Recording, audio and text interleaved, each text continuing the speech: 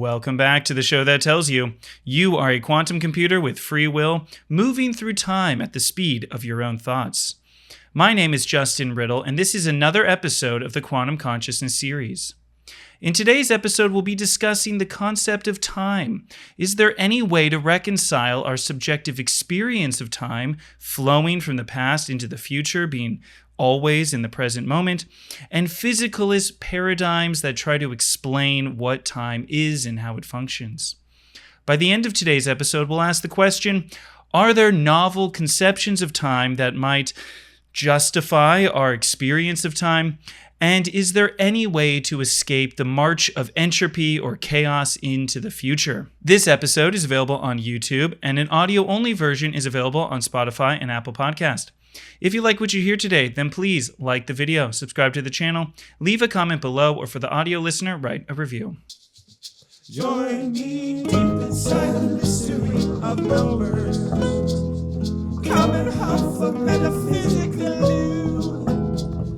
See how concepts become objects and then become qualia. Join us for an episode of Quantum Consciousness. All right, I'm very excited to be back with you today. The outline for today's show is we're going to dive into what are the axioms of our subjective experience and how does this differ from simple physicalist paradigms that conceptualize time as simply a fourth dimension similar to space.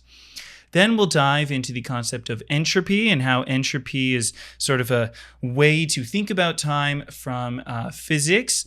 And we'll discuss some of the challenges of thinking about entropy. From that conversation, we'll dive a little bit into conformal cyclic cosmology, which is Roger Penrose's idea of how to understand time and entropy and the relationship of the Big Bang and the end of the universe to the question of entropy.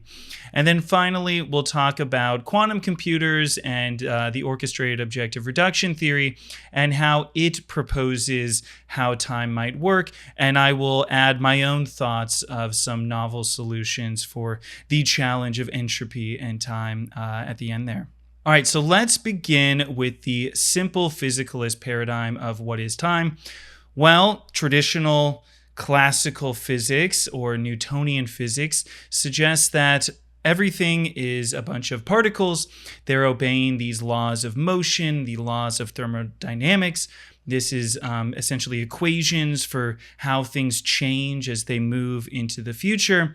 It's thought to be deterministic, meaning that if you know the present state, you can predict the next state with 100% accuracy. And if you knew everything about the current moment, you could essentially model and simulate into the future an arbitrary number of steps.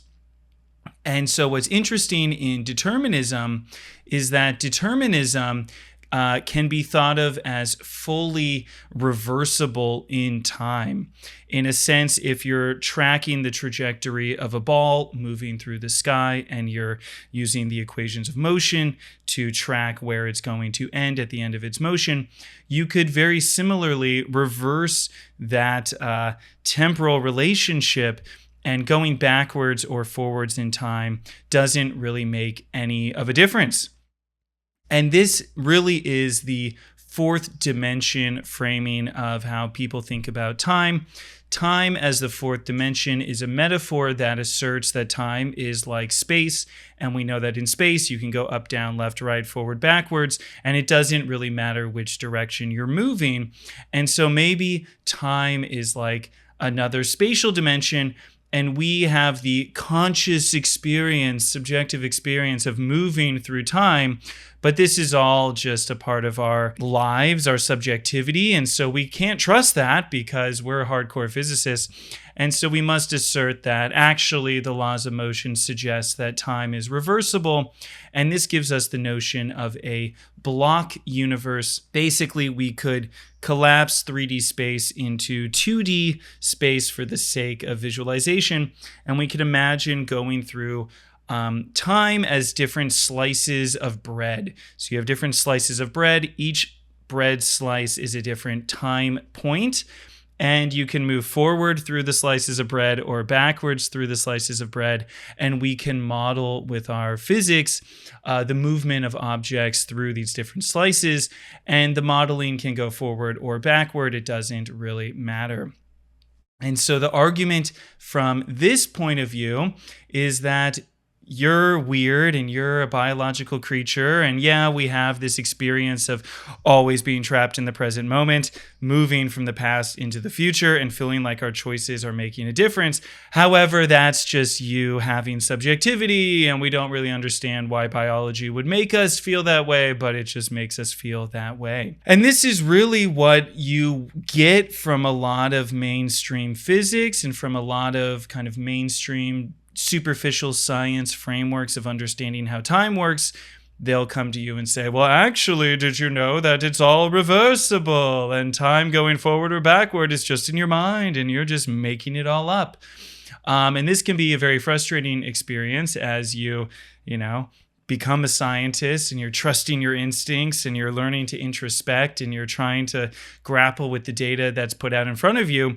And you're told that your subjective experience, whatever you're introspecting, is actually just a lie and it's made up and you need to not trust it whatsoever.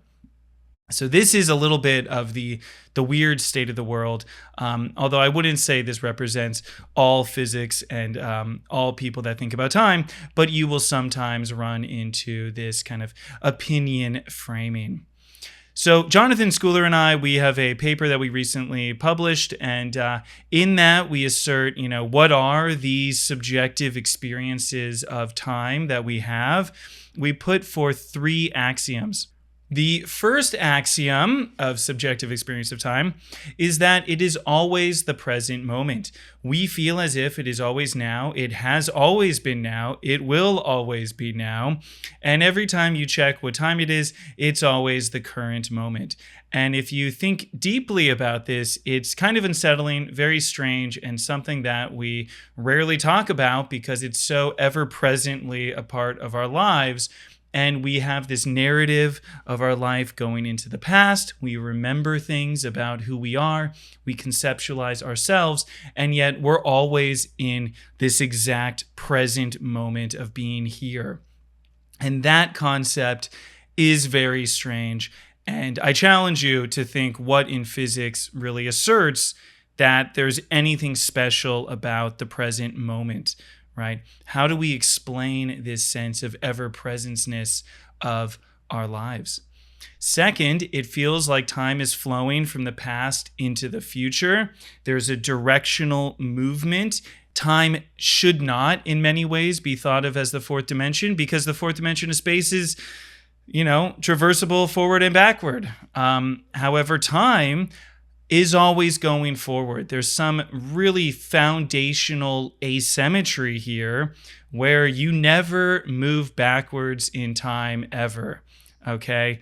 And this is nothing like space. Space is, in this sense, a very terrible metaphor for what time is because nothing in space forces you to go in only one spatial dimension or in one spatial direction, and so therefore space is kind of a failure of a metaphor.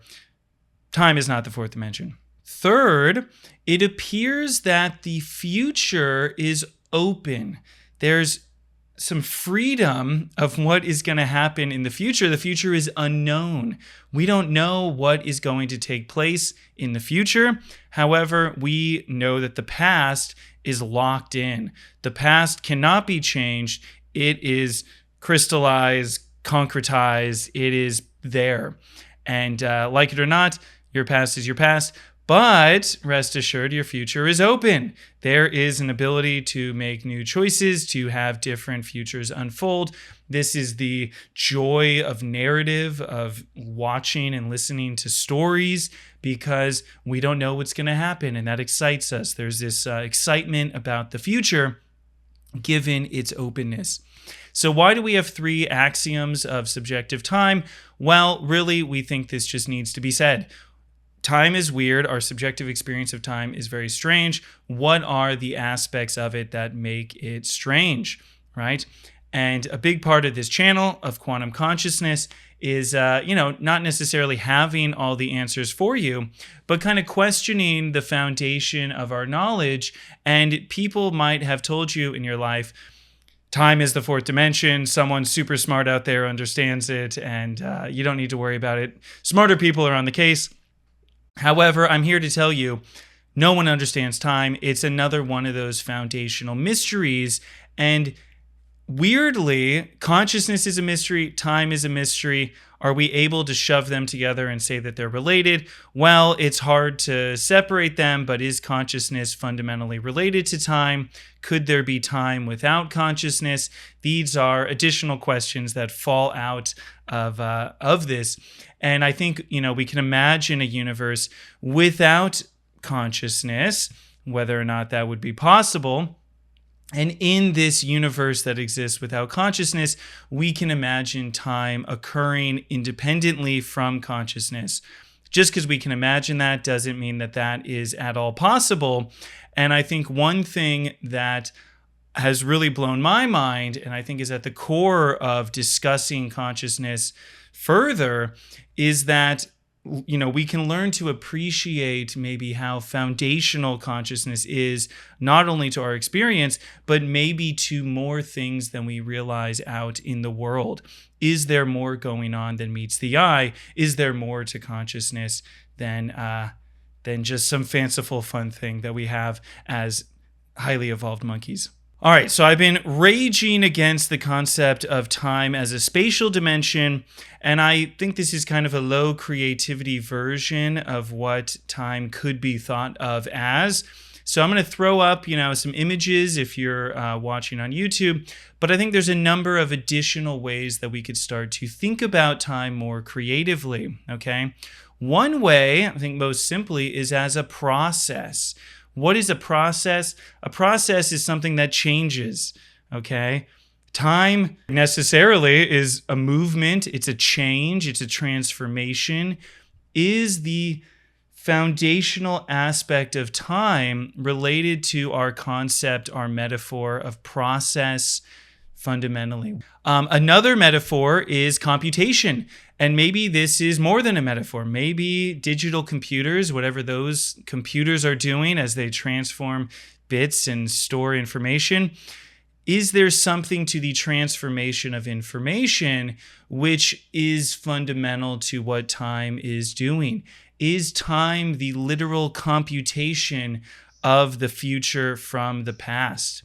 And when we talk about quantum computers and quantum computer metaphors of mind, now we could think of maybe not digital computation, but maybe time as some form of quantum computation, transforming the past into the future. And the computation metaphor here is important because it implies that there's some sort of purpose or functioning to the transformation. It's not just a law of motion, right, where a thing is just moving, but instead there's some sort of meaningful processing of information that's building and growing and changing something from the past into the future. I think those metaphors are probably the most grounded. However, there's other aspects of our world that we can bring in. Consciousness, weirdly related to time, some sort of cyclic nature, some sort of oscillatory, repeating process that is coming back over and over. And there's various other metaphors like fractalization, where people have, conceptualized that time is moving forward at multiple different scales and they're interrelated to each other. And so something about time is related to these multiple scales of our reality. So, some of those final ones are a little more out there.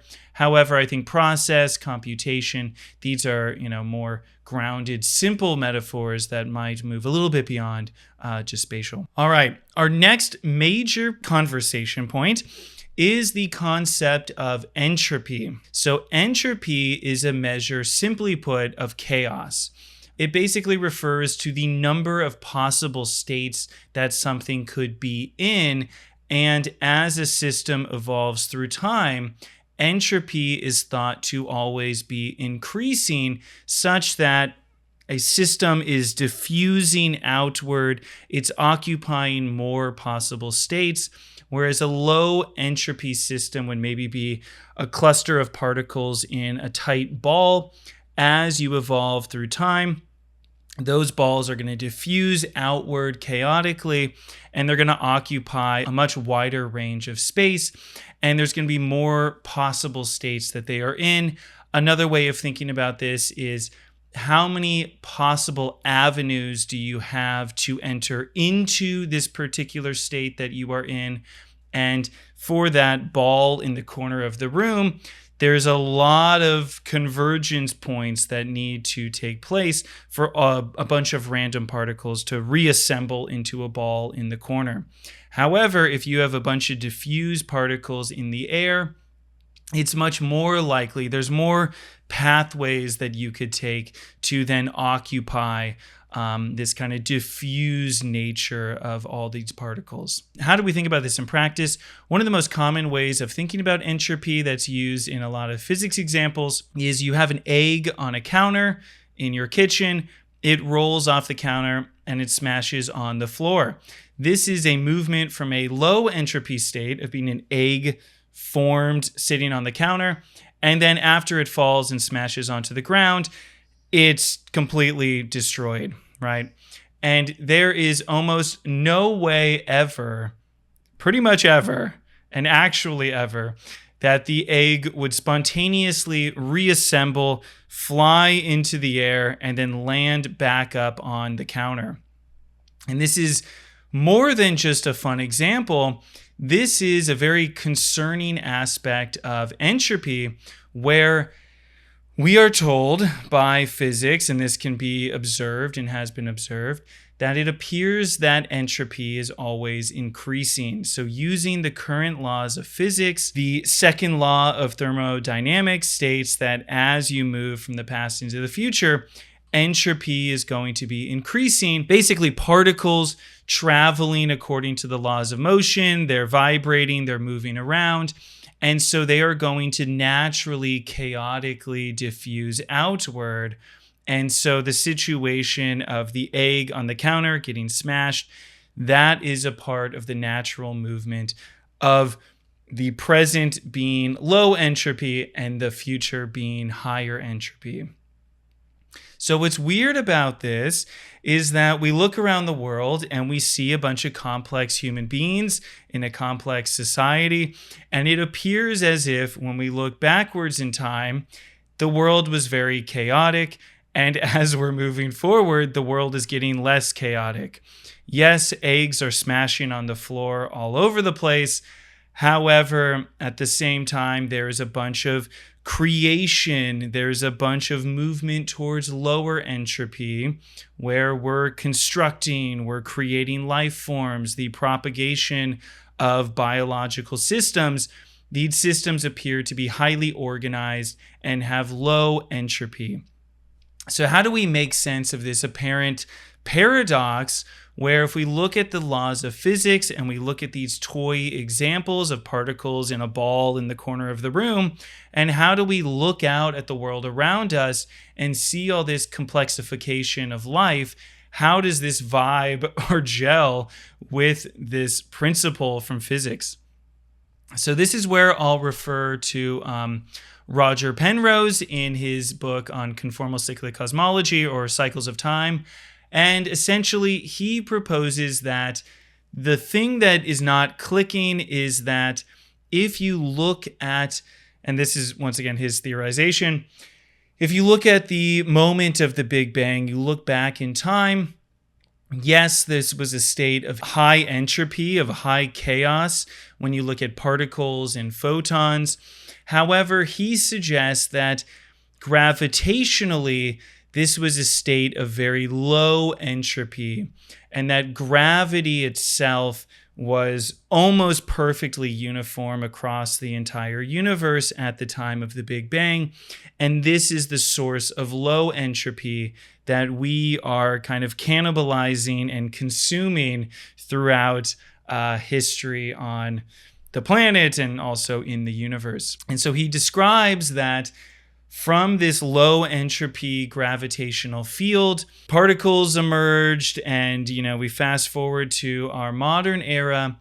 He basically describes that the sun is a source of low entropy photons, and we're on the planet receiving this low entropy radiation from the sun. And there's a conservation of energy where the amount of light hitting the Earth is actually equivalent to the amount of light leaving the Earth. And so he makes the argument that we're not absorbing energy from sunlight. We're not taking the energy of the sun. That's kind of an improper way of framing what's happening. Instead, we are consuming the low entropy of sunlight, and then we are emitting higher entropy light out of the planet. So the real weird bit about entropy is that if all the laws of physics are fully reversible, then what is it that makes entropy increase? So if we think back to that example of the particles in the corner of the room, they're going to chaotically move forward according to the laws of motion. But if, time is just the fourth dimension of space, we can presumably play the tape backwards. It's just the same laws of motion. And what we see is that all the particles beeline towards each other and converge into a giant ball. This is very strange. Why, oh why, would all of these particles know or understand or have some sort of drive to all reassemble into a single ball? So rolling the tape backwards doesn't make sense. And presumably is the exact same laws of motion that you could play backwards as forwards. And when you play it backwards, it looks like pure magic. And when you play it forwards, it just looks like destructive natural forces that are leading to states of higher and higher chaos. So the challenge here is that entropy really gives us this fundamental asymmetry in the laws of physics. And this gives us at least some element of the flow of time from the past to the future, because you cannot roll the tape backwards. Maybe there's some chaotic decrease in entropy as you move through these energy landscapes, but on a big enough time horizon, you are always going to be wiggling into higher and higher entropy states. And so this is, one of the challenges. Another fundamental challenge is to kind of understand why could we start at such a low entropy starting point.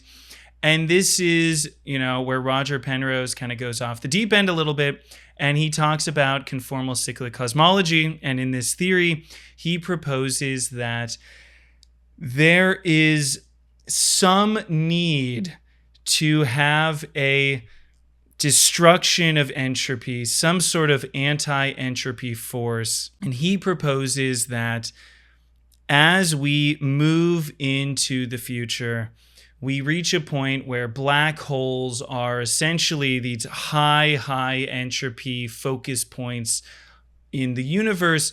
They are receiving a lot of information and they are growing entropically. And in the future, we reach a point where the universe is basically, he says, riddled with black holes. There's black holes everywhere. Everything has kind of expanded to a point where black holes are all that exists, and they are the source of creating greater and greater entropy. But he basically makes the case that at this point, black holes have some fundamental process of destroying entropy and deleting information. Once the black hole has emitted enough radiation that it is enough to massively reverse the second law of thermodynamics, and it's compatible with it, but the deletion or loss of information is some sort of loophole, and we're able to reach a state many billions, maybe trillions of years into the future, where we've actually reversed the level of entropy in the universe, and we reach a state of extremely low entropy. And he claims that at that point, that becomes another big bang for the next universe to occur. And we actually exist in eons of universes with one universe creating the next universe. But he claims that you can manipulate some of these geometric fudge factors and then invert the universe from an expanded near infinity into a finite reality, and then it can start again and generate the next universe. Whether or not you believe this or not, check out the theory for yourself. He, kind of as a fun aside, he makes the case that dark matter, dark energy, these are the remnants of the previous universe. This is essentially the energy of the previous universe left over as an imprint. And he claims that the dark matter and dark energy is going to decrease as we move further into our current eon. And then when we cycle into the next Big Bang, the next universe, then we too will leave some dark energies, some dark matter into the next one. And there's some sort of causal influence that is still potentially possible as you go from one eon to the next. So it's not that we won the cosmic lottery and we just happen to have this like perfect setup for our current reality, but actually there was some sort of, semi-eternal process of universes leading from one into the next. Okay, so I'm going to roll it back a little bit here. I know we just went off the deepest end of the deep end at the end of the universe and creating successive universes. However, I want to return to this idea of subjective experience of time and thinking about what do we need in a model of time to make sense of these different subjective elements of our experience. And I'll tie it back to this entropy concept, but I just couldn't help myself but give you the full conformal cyclic cosmology tangent. So we propose that there are 3 different axioms of time. It's always the present moment, time flows, the future feels open. And we propose similarly that there are 3 different aspects of time. We call them 3 dimensions of time because we think it's kind of fun to think about these dimensionally. But as you'll see, each of these quote unquote dimensions are nothing like spatial dimensions.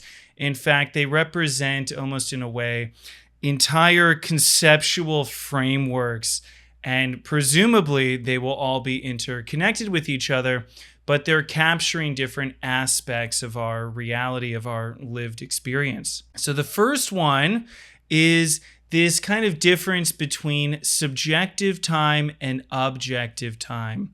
So it appears as if there is some sort of movement of time from the past into the future. We can talk to each other and we can, agree to meet each other at 3 p.m. tomorrow for coffee.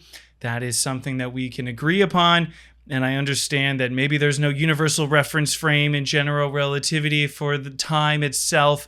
However, for all practical purposes, 3 p.m. tomorrow is going to be at 3 p.m. tomorrow, and we can go meet up at the same time. There's some sort of objectivity to life, to the world around us. However, subjectively, we have these unique experiences of either being very bored and time appears to drag on forever, or we're very excited and time is flying by, right? And oh my gosh, where did the day go? I was just lost in my thoughts. I was having so much fun.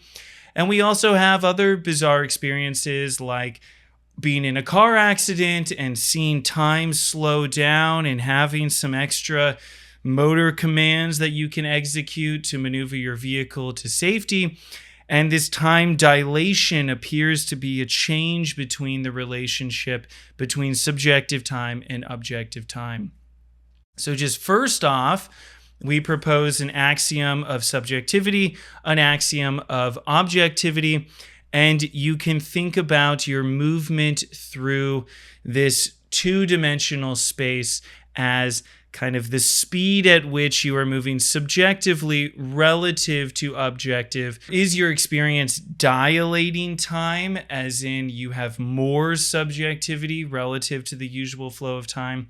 Or is there a contraction of time where time feels like it flies by, right? So this is the first 2 aspects of time. The third aspect of time, which is a little bit different from the other two, and I'll, go back to the subjective, objective, and further separate those from each other in a second. The third dimension here is alternative time. This is the idea that there are different possible futures that you could occupy. So as you are moving from the present moment into the future, we imagine that you're like an observer window. You're like some sort of rectangular object for the sake of depiction, and you are at some sort of angle moving subjective and objective at a different rate. Either you're moving more subjectively per objective time unit or more through objective time relative to subjective time unit. And then there's a light cone. And a light cone is an abstraction from physics where you basically say, the photon is at this present location at this current moment, and all possible futures that it could occupy are represented as a cone radiating outward from the present moment. And so we propose something similar. There's kind of like a light cone of your experience moving into the future, and the kind of spread represents the alternate different realities that you could go and occupy, okay? So the future is open.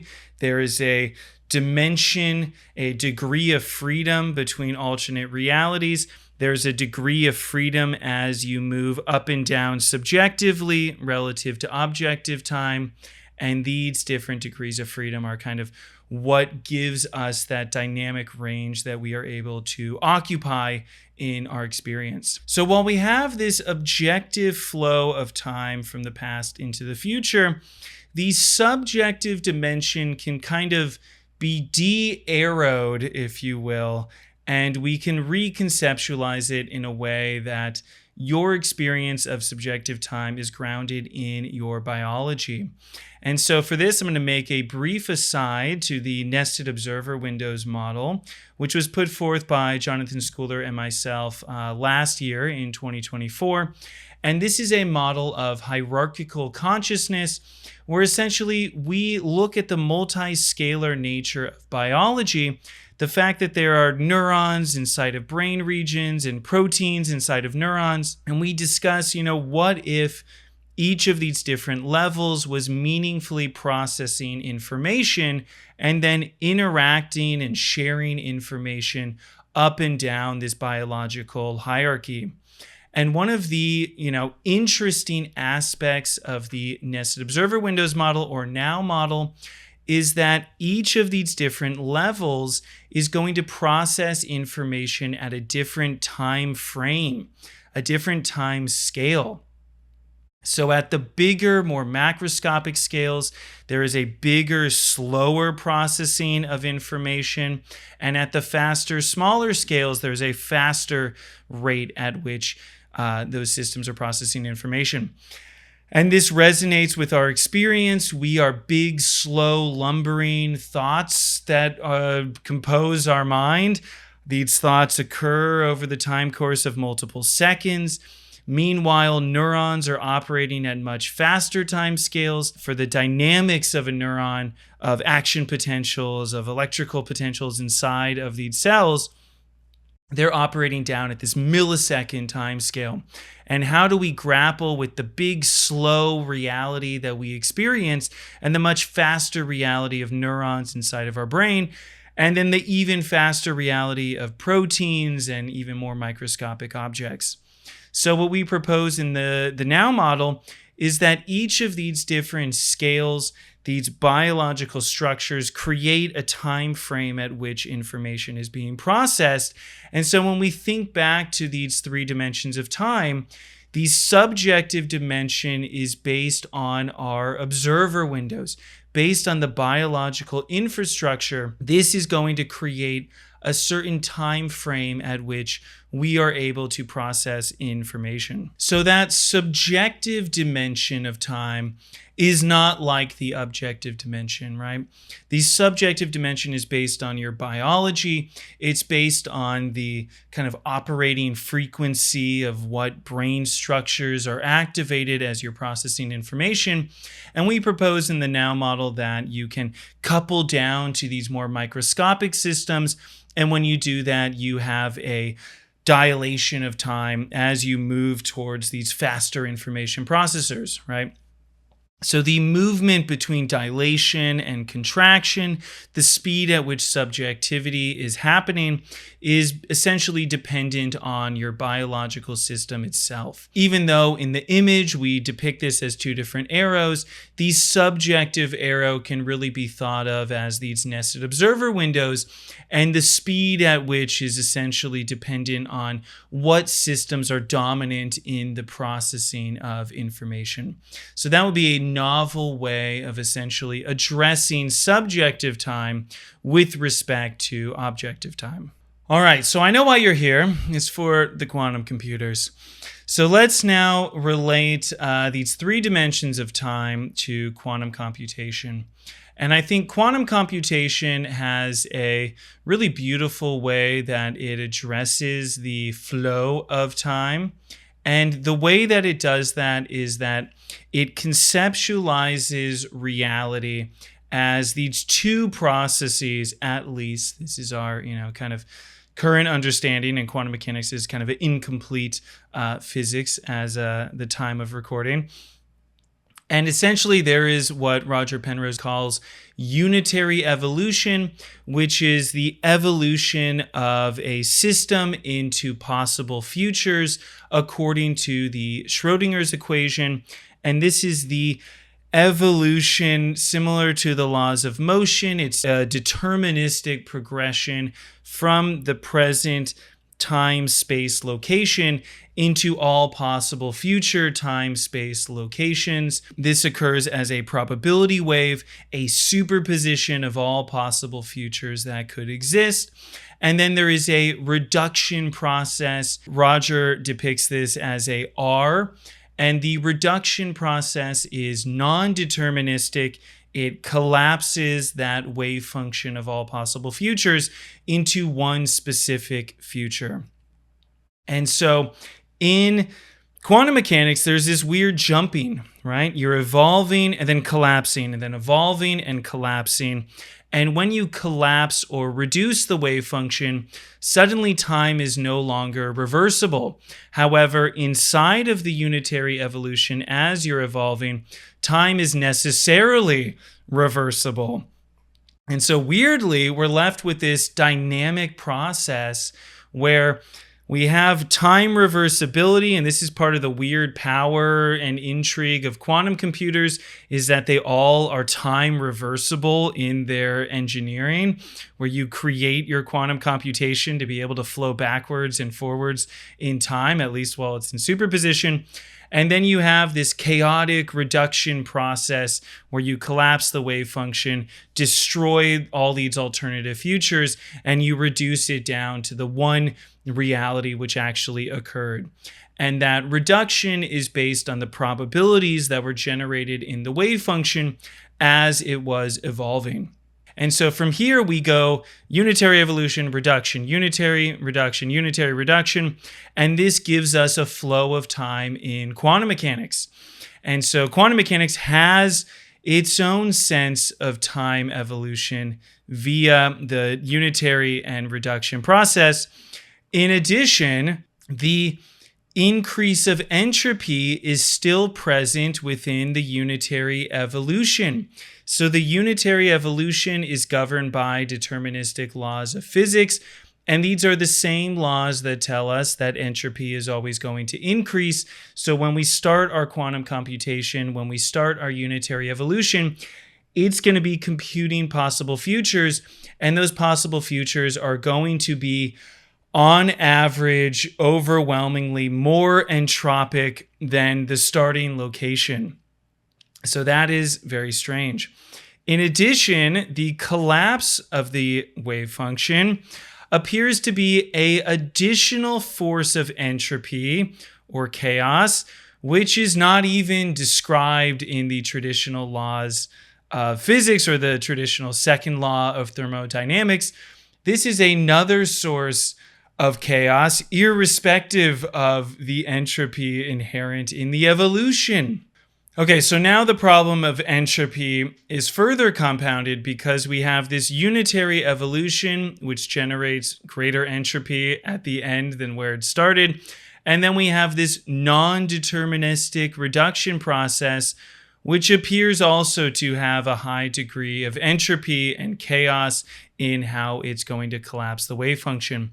So where is our saving grace? How do we get out of this chaos, literally? And so this is where we move into the domain of speculation.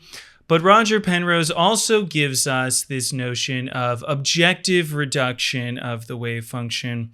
Here, this is the theory that there are two different types of reduction that are possible. The most traditional form of reduction is subjective reduction. In other words, there's an external measuring device and there is a system that is being measured. And when they come in contact, they subjectively reduce each other. And so the wave function is going to collapse according to the question that is asked of the measuring device. And you can think about this experimentally because we can run experiments and we can change what our measuring device is going to ask of the system. And depending on the question we ask, we get an answer along the lines of yes or no for the question that we're asking.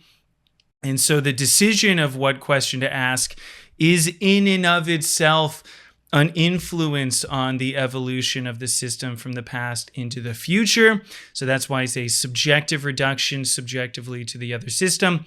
In practice, it's just two atoms, one atom's here, one atom's there, they smash into each other, and the one atom is going to ask a question of the other atom, but they're both kind of simultaneously asking each other questions, and they're not meaningful questions in the sense that they're scientists. But it's just to say that they're going to reduce each other and the nature of the interaction is going to determine how they're going to collapse themselves. So this is inherently chaotic. You can imagine, in the lab, we're asking very precise questions about the polarization of photons or the energy level of some ion that we've trapped in our quantum computer. However, out in the wild, things are chaotically smashing into each other, and there's not much order to when and where they're making the measurements upon each other. However, there is another concept introduced by Roger Penrose called objective reduction, which is the idea that if the superposition is not touched, not interacted with, then it will reach its own internal threshold of self-collapse. And this is a bizarre concept. It's still, in the early phases of being validated or falsified. And essentially what this says is that the system collapses in on itself. Superpositions are fundamentally unstable. And there's a way where there's some sort of quantum gravitational threshold where the instability of a superposition reaches this objective threshold, collapses in on itself, and it self-measures to its own output state. And Roger with Stuart Hameroff, they propose that this is maybe the basis of consciousness. Consciousness is the self-collapse of the wave function, and maybe there's some sort of additive process at play when there is a self-collapsing of the wave function. And this is very speculative, and who knows what this really could mean. But this is an alternative mechanism for potentially reducing entropy. And in the cyclic cosmology book that Roger Penrose puts out, he, in one of the later chapters, kind of pits these two at each other. He makes a comment about how reduction is a mystery, and he has in the past proposed mechanisms of maybe dealing with entropy increasing in objective reduction and playing around with this non-deterministic weird aspect of physics. And then he goes on to talk about black holes as his way of reducing entropy. So how would you reduce entropy in objective reduction? The way that you do it is he proposes that there is some alignment with Platonic values. And this is bizarre, but Platonic values is the idea that mathematics is real, that there are geometric forms, mathematical principles somehow represented in our reality, and that biological systems, organic or chemical systems, can actually touch upon mathematical concepts and bring those into the physical world. And this is very bizarre, but what this will look like in practice is, let's say you created a naturally occurring quantum computer which is able to undergo objective reduction. They propose orchestrated objective reduction, which is when this kind of quantum computational process is leveraged within an organism or within a biological system. And here, the evolution of the wave function and the collapse of the wave function is somehow meaningfully tapping into mathematical forms. If you're computing something that looks kind of like a square, then you would compute into the mathematical form of a square, and that form of a square somehow enters into the computation itself, and that form reduces the entropy of the states going into tapping into that square concept. So essentially, mathematics itself is ordered, it's an organizing force, and when the information content of your quantum computational processor taps into mathematics, that mathematics itself is going to constrain and in a way delete information. So you have some grainy, bad image of a square, and you're actually deleting information to create a perfect geometric shape. So the creation of a geometric form out of noisy data is a deletion process, okay? And this would be a way of deleting entropy, deleting information content, but you're doing it in a way that's productive. And this would be some way of salvaging some sort of process that can counteract the chaotic expansion. So maybe we're still harvesting, light from the sun and converting it into entropy, but maybe we are further reducing entropy within biological systems by some yet unknown process. So I'm going to bring it back to these three dimensions of time and kind of relate these to Roger Penrose's three-world model. So Roger Penrose proposes that there is a physical world, a mental world, subjectivity, and a Platonic world of mathematics, meaning, purpose. So when we relate these to the three dimensions of time, the way that I see some alignment, and once again, this is speculative, the mental world and subjectivity here represented in the now model. Our consciousness moving through time is dependent on our biological infrastructure, be this a traditional model of how the brain functions or some future understanding of how quantum computational processes are brought into the mix. The subjective element of our flow of time from the past into the future would be wrapped up into that mental world. The domain of the physical world is really governed by alternatives and entropy. So maybe alternative time is really represented through all the different possible futures that could exist and maybe could happen, where the physical domain can really be quantified by its level of entropy, by how many possible states it could exist within. This is kind of the open future of what physical realities we might step into in our futures. And then finally, the Platonic world, which is this land of mathematics and meaning. And maybe this gives us some sort of paradoxical sense of a movement through time, but also the paradox of always being in the present moment. And there's some sort of bizarre universality that exists in this more existential domain of Platonic meaning. So, definitely not a strong answer for you today, but hopefully this got you thinking about the real need to make sense of us being in this moment at all times, tapping into some sort of universal sense of being alive, how our futures seem open. There's so many possibilities that you could enact in your future. Get out there. Maybe we do have free will. Maybe our choices are meaningfully making an impact on our world, and we don't understand how consciousness is instantiated, but there's a lot of meaningful movements in technology right now, and I think we need some real novel ideas, and time really stands out as one of these inexplicable foundational aspects of our experience that we don't have much of a satisfactory answer at all from the traditional scientific approaches. So with that, I will speak to you again very soon, and thank you for your attention and time.